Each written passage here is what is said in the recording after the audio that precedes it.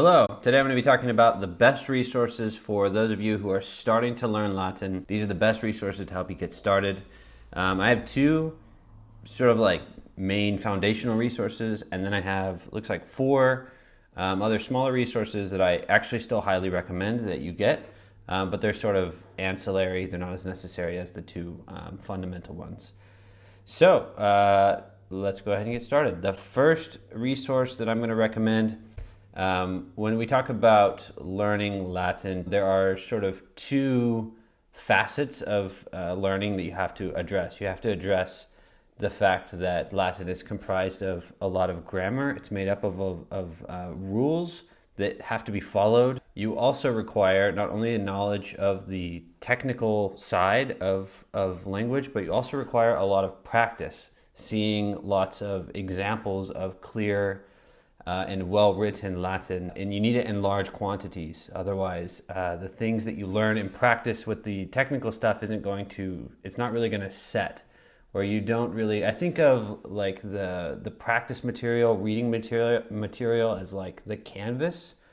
Is that the way I think of it? It's like the canvas, and then the grammar and the syntax is sort of like the, I don't know, I guess it's like the paint that you would put on the canvas.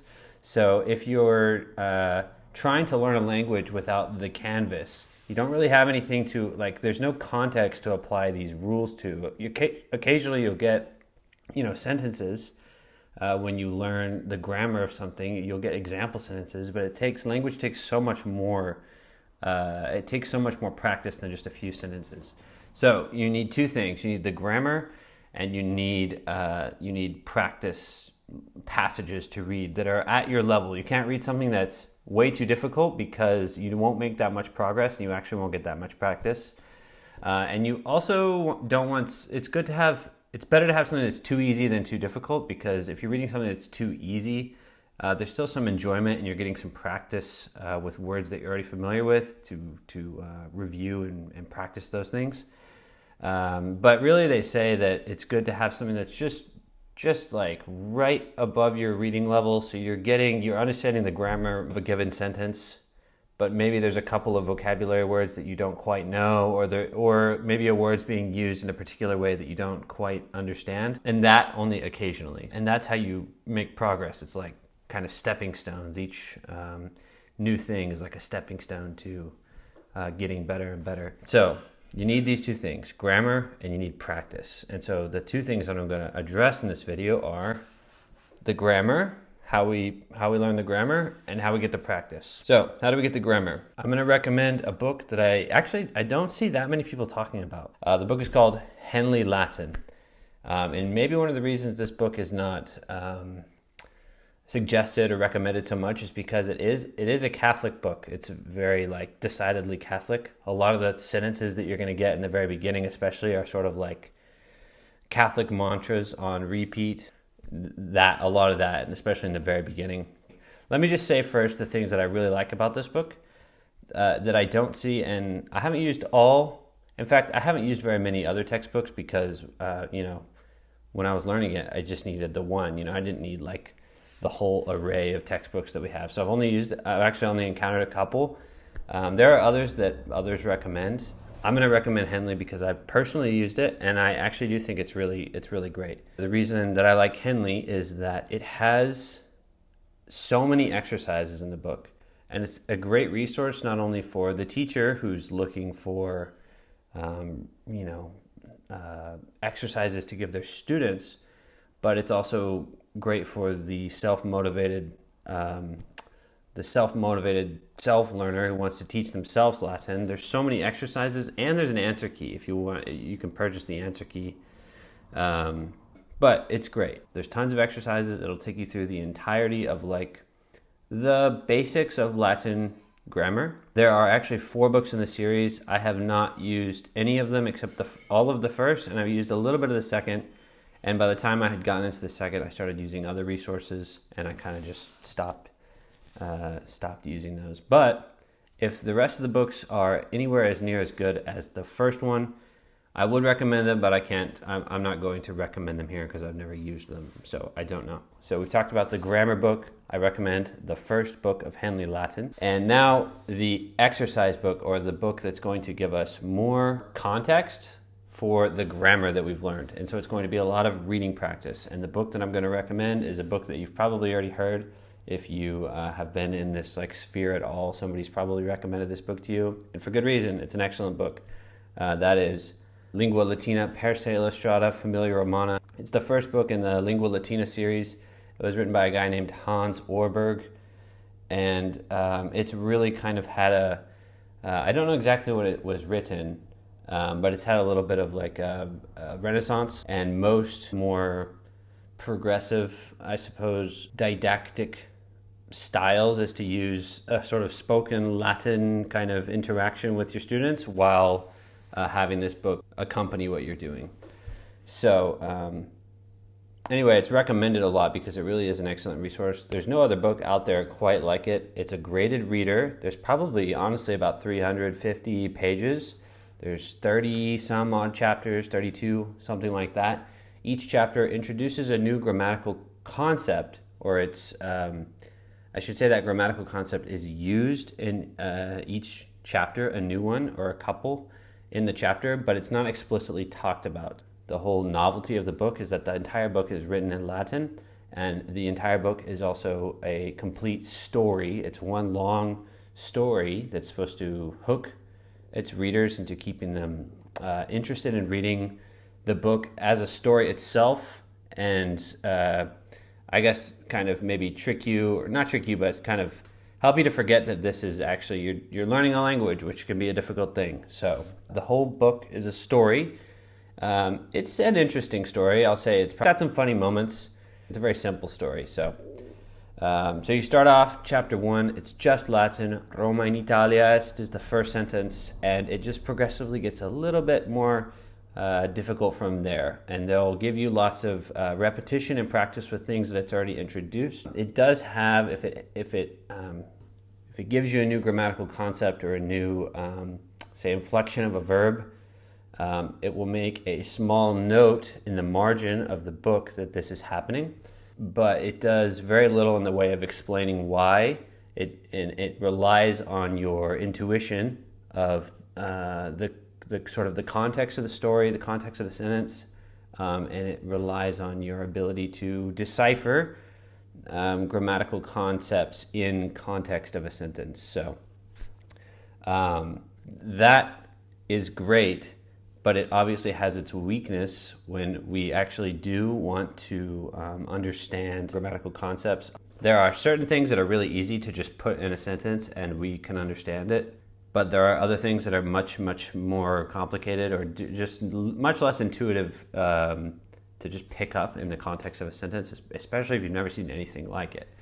I suppose that's a weakness of the book, but I also think, and the book is sort of designed to be used on its own in some ways, but I do think that it was also designed as a book to be utilized by teachers who are already well versed in this and that can supply some of the things that are lacking on the grammatical end for the students. So perhaps it's designed to not to be a standalone book, and that's why I recommend that you get Lingua Latina, but you also get some kind of grammatical supplement. If you're a student, that comes in the form of a teacher, which is great. If you're just learning on your own, I recommend Henle Latin. I recommend Familia Romana. Okay, next. Those are the two main fundamental books for the grammar, for the practice. And then now I have 4 more sort of supplementary resources that I'm going to recommend kind of quickly. So I mentioned that Familia Romana has about 32, somewhere in there, chapters. And the same author wrote a supplementary book called Colloquia Personarum. And it is a book that fills the gaps between each chapter and just provides more exercise with the things that were learned in that chapter. It provides more text to read that uses the same grammatical concepts and vocabulary that you saw in the previous chapter.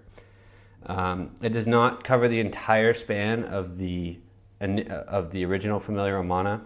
Familia Romana has 32 chapters, and Colloquia Personarum has like maybe 20, maybe. But it's a really good resource to have, especially if you happen to be a teacher. It's just a good book as like supplementary reading for each chapter is what it is. It's a supplementary reader for between each chapter. So that's a good book. Next book is the not written by the same author but related to the same group of books. The Lingua Latina series is called College Companion for Lingua Latina. This was not written by Hans Orberg. This was written by relatively recently. I forget her name. But if you look up College Companion for Lingua Latina, you'll see it. A College Companion takes each chapter and will explain the grammar in more detail that you've experienced in the chapter, the corresponding chapter of Familia Romana, and it has all the vocabulary listed out, and that's good. And then it has a sort of like master vocabulary list in the back. Sorry about the sun. It's a little bit annoying. It's really helpful. I think I have some other like thoughts about the book and how it should be used, which I talk about on, I guess you could call it a blog, our website. And I have a post on there about resources. I'll link it underneath where I talk about using this particular resource very conservatively, or as conservatively as you can. So, okay, next we got two more. I'll go quick. Exercitia Latina is the next book on the list. These are supplementary exercises that accompany the Familia Romana text. In each Familia Romana chapter, there are 3 what are called pensa, and these are exercises, and they're effective to varying degrees. I think especially the pensum C, which is the last of the 3, is particularly helpful. The other 2 are, there's one that helps you identify endings. I think that's pensum A, and then pensum B is a exercise that helps you identify specific vocabulary words and how they're applied in context of a sentence. Pensum C asks you in Latin questions about the text and then expects that you respond in Latin. And basically the Exercitia Latina book takes those exercises and amplifies them by like 3. So each chapter is subdivided into 3 sections, and I believe the Exercitia Latina has at least 3 exercises for each section of each chapter. So it's quite a bit more exercise. I have used this book a lot in the past, and it's been helpful. I think there's also an answer key that goes along with this. I don't think the answer key gives you answers for the pensum C, which is where you respond in Latin, but it has answers for the other types of exercises. So a good resource to have that, maybe the answer key if you feel like you need that as well. The last resource that I'm going to recommend is one that I have also used in the past. It's the book that when I went to college, it was the book that one of the books we were recommended as part of our course, and that was the Bantam New College Dictionary. Personally, nowadays, I've been studying Latin for a while now, and I don't almost never use a physical lexicon anymore, just because most of the time that I'm reading Latin, I'm by my computer, and I can search, have lexicons online that I use. The Lewis and Short lexicons, dictionaries are the best ones, and you can get them for free online. And those are great for somebody that has spent some time looking in lexicons and understands what's going on and what you're looking at. But if you're brand new to Latin and you look in, say, the full Lewis and Short lexicon dictionary, it's just overwhelming. Each entry has like a paragraph long of different example sentences and the bunch of different ways that the word can be used in different contexts. And it can just be overwhelming. Lewis and Short has a elementary Latin dictionary, which is nice. I also have that one. But I think even there, it's a little bit big and it's a little bit much, I think, for your just novice learner. The Bantam New College Dictionary is great because it's very condensed, so it's taken away all of the maybe less common uses of words and only gives you kind of the bare bones essentials of each word.